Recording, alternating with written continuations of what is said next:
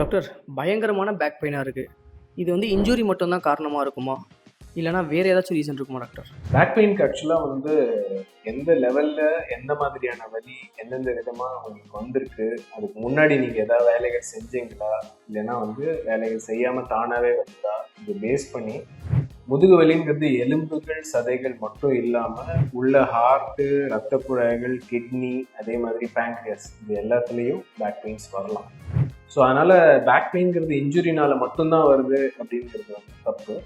அதுக்கான காரணங்கள் எப்படி இருக்குங்கிறது அதோடைய பேட்டர்ன் வச்சும், அதுக்கு முன்னாடி எப்படி இருந்த உங்களுடைய ஹிஸ்ட்ரி அப்படின்னு சொல்லுவோம், அதெல்லாம் வச்சு தான் நம்ம டாக்டரில் டயக்னோசிஸ் பண்ண முடியும். இது ஒன்னொன்னுத்தையும் டிஃப்ரென்ஷியேட் பண்ணுறதுக்கு பேஷண்ட்டுடைய ஹிஸ்ட்ரியும் தேவை, அதுக்கான தேவையான இமேஜிங் மொடாலிட்டிஸும் தேவை.